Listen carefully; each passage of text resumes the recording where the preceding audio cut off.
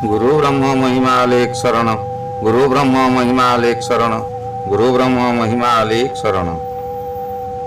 निरमा कहले तमे तो बहु धर्मशास्त्र कथा कहूच।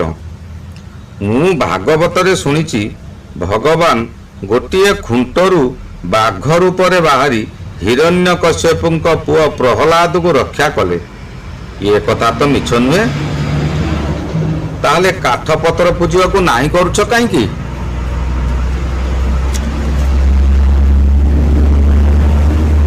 बापा कहले जति कहिल सेही भक्त प्रहलाद कथा मु कहूची सुन।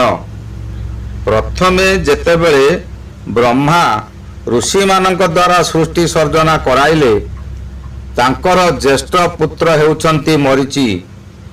मरीचिंक ठारू जन्म हेले कश्यप।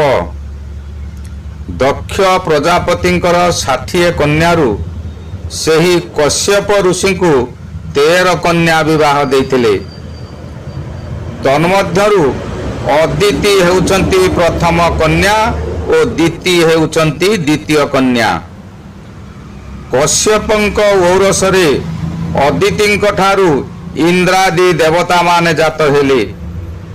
दिति ताहा देखी सपतनी विवादरू कश्यप को अति भक्ति भरे देवता मानक अपेक्षा अति बलिष्ठ पुत्र जन्म करने निमित्त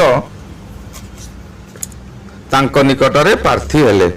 कश्यप तांकर स्नेह भांगी न पारी असमय अर्थात संध्या बेले तांको सहित रति कले।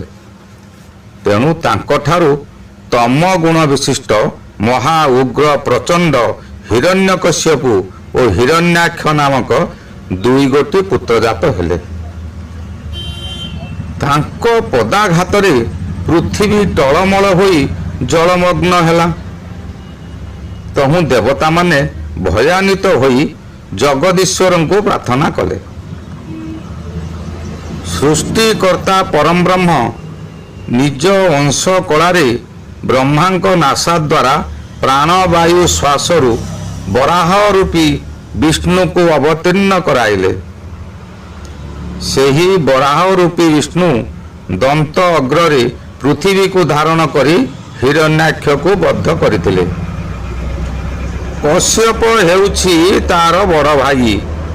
से भातृ शत्रु देवता मानंको जय करिबा मानसरे तपस्या द्वारा ब्रह्मांक ठारू वर लाभ करी महाबलिष्ठ होइथिले। स्वभावत असुर माने तम गुण विशिष्ट शिवं को भजन करी भगवान ठारे वैरतापन करिथांती। सहजे सेमाने देवता मानकर शत्रु। पूर्वरु विष्णु वराह रूप हिरण्याक्ष को बद्ध करितबा हेतु बड़ भाई हिरण्यकश्यप ठारे सेही अभिमान थिला। दिने हिरण्यकश्यप देवता मानक संगरे युद्ध करने को जाइथिले। इंद्र ताहा जानी पारी तांकर स्त्री कयादु को हरण करी नहीं गले। नारद मुनि बाटरे देखिले। इंद्र को बहुत उपदेश देई तांको ठारू कयादु को मुक्त करदेले। सेही ठारे कयादु नारद को विनय युक्त हृदय रे प्रश्न करी बहुत ब्रह्म ज्ञान सुनिले। तुमे जहा को प्रहलाद बोली कहूच सेही विष्णु भक्त प्रहलाद मातृ गर्भरे रही नारदंकर समस्त ब्रह्म ज्ञान सुनी महाज्ञानी होइतिले। तेणु शास्त्र कहूछि मातृ गर्भरे संतान थिबा समय रे माँ जदि ब्रह्म ज्ञान श्रवण करुथिब पुराण भागवत आदि श्रवण करुथिब किंबा पाठ करुथिब तेबे उत्तम संतानटीए जात हेब।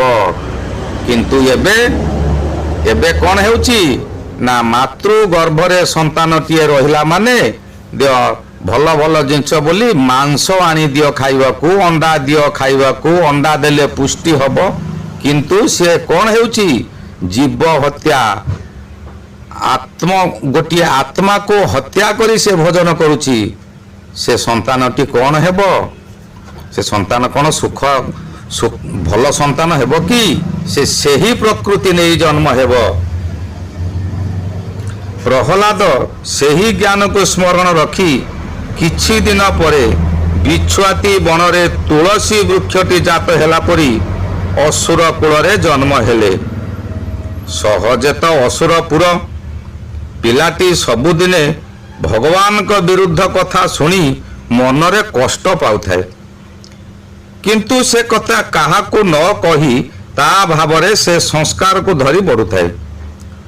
ଯେମିତି 5-7 ବର୍ଷ ହୋଇଗଲା, ହିରଣ୍ୟକଶ୍ୟପ ପୁଅକୁ ବିଦ୍ୟା ପଢ଼ିବା ନିମିତ୍ତ ନେଇ ଗୁରୁକୁଳରେ ଛାଡ଼ିଦେଲେ। ତାଙ୍କର ଯେ ବିଦ୍ୟାଗୁରୁ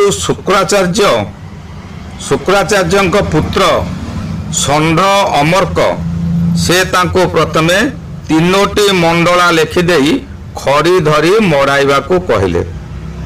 ତହୁଁ ପ୍ରହ୍ଲାଦ ଗୁରୁଙ୍କୁ ପଚାରିଲେ, ଆପଣ ଯେଉଁ 3 ଗୋଟି ମଣ୍ଡଳା କାଟିଦେଲେ ସେ କ'ଣ? ଏ ତ ଖାଲି ଗୋଲ ଗୋଲ 3ଟା। ଗୁରୁ ତାଙ୍କୁ କହିଲେ, ବ୍ରହ୍ମା, ବିଷ୍ଣୁ, ମହେଶ୍ୱର 3ଟି ଦେବତା ବୋଲି ଚିହ୍ନାଇ ଦେଲେ। ତହୁଁ ପ୍ରହ୍ଲାଦ ଗୁରୁଙ୍କୁ ପଚାରିଲେ, ଏ 3 ଦେବତାଙ୍କର କି କି କାର୍ଯ୍ୟ? କେଉଁ ଦେବତାଙ୍କୁ ଭଜିଲେ କି ଲାଭ ହୁଏ?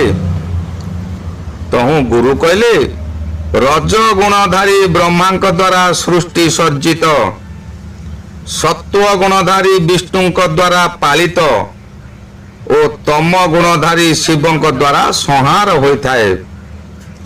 ବ୍ରହ୍ମା ଓ ଶିବଙ୍କୁ ଭଜନ କଲେ ତାଙ୍କ ବର ଦ୍ୱାରା ଜଗତରେ ମହାବଳିଷ୍ଠ ଓ ତ୍ରିପୁର ବିଜୟୀ ହୋଇ ଇନ୍ଦ୍ର ସମ୍ପଦାଦି ଭୋଗ ବିଳାସ ମିଳେ, କିନ୍ତୁ ଆତ୍ମାର ସଦ୍ଗତି ମିଳେ ନାହିଁ।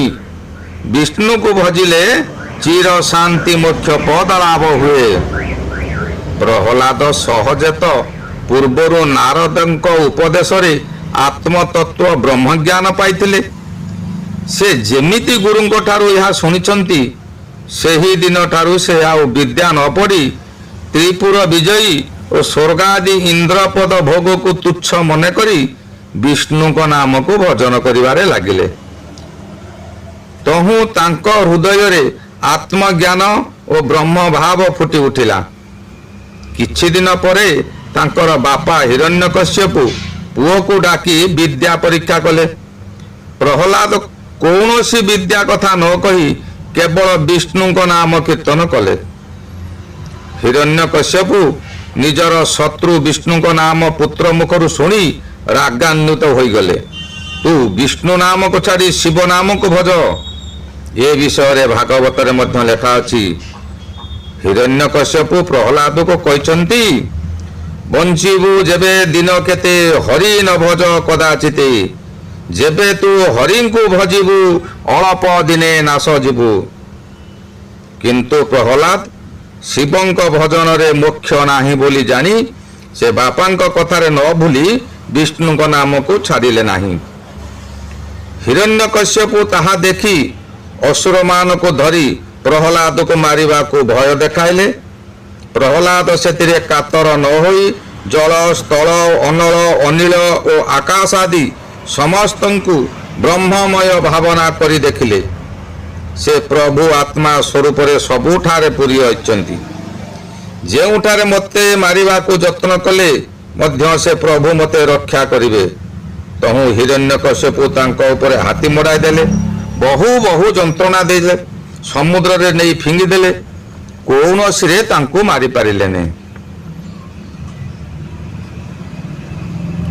ତ ପ୍ରହ୍ଲାଦ କହିଲେ, ମୁଁ ଯେଉଁ ନାରାୟଣ ନାମକୁ ଧରିଛି ସେହି କରୁଣାମୟ କରୁଣାରୁ ମୋତେ ଆପଣ କେବେ ମାରିପାରିବେ ନାହିଁ।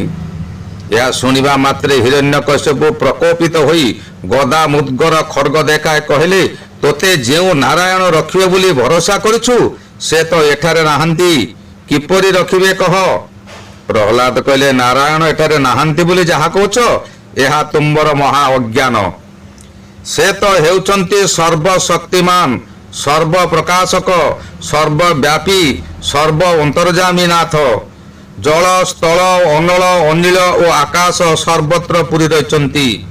ଆଉ ତୁମ୍ଭଠାରେ ମୋ ଠାରେ ମଧ୍ୟ ଆତ୍ମା ସ୍ୱରୂପରେ ବିରାଜମାନ କରିଛନ୍ତି। ସେ ପଶୁ ନୁହନ୍ତି ଯେ ଏ ନର ଲୋକରେ ଯେପରି ତାଙ୍କୁ ମନ୍ଦିର ଭିତରେ ବ୍ରାହ୍ମଣ ବାନ୍ଧି ରଖିଛନ୍ତି, ସେ କୌଣସି ପଶୁ ନୁହନ୍ତି। ସେ ସର୍ବ ଅନ୍ତର୍ଯାମୀ, ଜଗତର ନାଥ, ଜଗନ୍ନାଥ ସର୍ବସ୍ଥାନରେ ସେ ବିଦ୍ୟମାନ। ଏଥିରେ ମଧ୍ୟ ପ୍ରମାଣ ଅଛି। ପ୍ରହ୍ଲାଦର ଏପରି ଜ୍ଞାନ ଥିଲା ଯେ ପରମାତ୍ମାକୁ ସର୍ବବ୍ୟାପୀ ରୂପରେ ଚିହ୍ନି ପାରିଥିଲେ। ସେ କୌଣସି ସାକାର ବିଷ୍ଣୁ ରୂପ ବା ଦେବଦେବୀଙ୍କର ଜଡ଼ ମୂର୍ତ୍ତି ଆରାଧନା କରିନଥିଲେ। ଯେଉଁ ସ୍ତମ୍ଭରୁ ନୃସିଂହ ଅବତୀର୍ଣ୍ଣ ହେଲେ ସେ ସ୍ତମ୍ଭକୁ ମଧ୍ୟ ପୂଜା କରିନଥିଲେ। ତାଙ୍କର ବାପା ଯେତେ ପ୍ରକାର କ୍ଲେଶ ଦେଇ ଶିବଙ୍କୁ ଭଜିବାକୁ କହିଲେ ମଧ୍ୟ ସେ ନାରାୟଣଙ୍କ ନାମକୁ ଛାଡ଼ିଲେ ନାହିଁ। ହିରଣ୍ୟକଶ୍ୟପ ସ୍ତମ୍ଭ ପାଖରେ ଯେତେବେଳେ ଗଦାହସ୍ତ ହୋଇ ପ୍ରହ୍ଲାଦ ଠାରୁ ନାରାୟଣଙ୍କର ଅସୀମ ମାହାତ୍ମ୍ୟ ସବୁ ଶୁଣିଲା, ତହୁଁ ସେ ଅସୁର ଚାରିଆଡ଼କୁ ନେତ୍ରପାତ କରି ସ୍ତମ୍ଭ ମଧ୍ୟରେ ଭଗବାନଙ୍କର ଅତି ଭୟଙ୍କର ରୂପ ଦେଖି ଚମତ୍କାର ହୋଇ ଗଦା ପ୍ରହାର କଲା। ହିରଣ୍ୟକଶ୍ୟପ କଠୋର ତପସ୍ୟା କରି ବ୍ରହ୍ମାଙ୍କ ଠାରୁ ବର ପାଇଥିଲା ଯେ ସେ ଦେବାସୁର ନାଗନର କାହାରି ହସ୍ତରେ ଅଥବା ରାତ୍ରରେ କିମ୍ବା ଦିନରେ ମରିବ ନାହିଁ। ଯେ ପକ୍ଷୀ ଯେଉଁ ସରେ ମରେ ଶବର ସେହି ଅସ୍ତ୍ର ଧରେ। ନ୍ୟାୟରେ ଯେଉଁ ସ୍ତମ୍ଭରେ ପ୍ରହ୍ଲାଦକୁ ମାରିବା ପାଇଁ ସେ କୃତ୍ରିମ ଉପାୟ କରିଥିଲା, ନାରାୟଣ ସେହି ସ୍ତମ୍ଭରୁ କୌଣସି ଦେବ କିମ୍ବା ନର ସ୍ୱରୂପ ନ ଧରି ଠିକ୍ ସୂର୍ଯ୍ୟାସ୍ତ ପରେ ଦିବାନିଶି ସୀମାର ଅତିକ୍ରାନ୍ତରେ ନର ଓ ସିଂହ ମୁଖ ଧରି ନୃସିଂହ ରୂପରେ ଅବତୀର୍ଣ୍ଣ ହେଲେ ଏବଂ ହିରଣ୍ୟକଶ୍ୟପକୁ ବଦ୍ଧ କରି ପ୍ରହ୍ଲାଦକୁ ରକ୍ଷା କଲେ। ତମେ ଯେବେ ତାଙ୍କ କଥା କହୁଛ, ତାଙ୍କରି ପରି ଏକ ଭାବରେ ସେହି ଏକ ପରମେଶ୍ୱରଙ୍କୁ ଭଜନ କର। ସେ ପ୍ରଭୁ ସମସ୍ତ ବିପଦରୁ ରକ୍ଷା କରି ମୋକ୍ଷ ପଦ ଦେବେ। ଇଏ ପ୍ରତିମୂର୍ତ୍ତି ପୂଜା କଲେ କିଛି ଲାଭ ନାହିଁ। ଏ ପଥର, କାଠ, ପାଷାଣ କିଛି ଲାଭ ନାହିଁ। ତାଙ୍କଠାରେ ବ୍ରହ୍ମ ବିଦ୍ୟମାନ ଅଛନ୍ତି ସତ, ପ୍ରତ୍ୟେକ ସ୍ଥାନରେ ବ୍ରହ୍ମ ବିଦ୍ୟମାନ, କିନ୍ତୁ ତାଙ୍କୁ ପୂଜା କରି କୌଣସି ଲାଭ ନାହିଁ। ଏହାପରେ ମୁଁ କହିବି ଦ୍ରୋଣ କଥା। ଆଉ ଟିକେ ପରେ ମୁଁ ଦ୍ରୋଣ କଥା କହିବି। ବର୍ତ୍ତମାନ ଏତିକି ଥାଉ। ଗୁରୁ ବ୍ରହ୍ମ ମହିମା ଅଲେଖ ଶରଣ, ଗୁରୁ ବ୍ରହ୍ମ ମହିମା ଅଲେଖ ଶରଣ, ଗୁରୁ ବ୍ରହ୍ମ ମହିମା ଅଲେଖ ଶରଣ।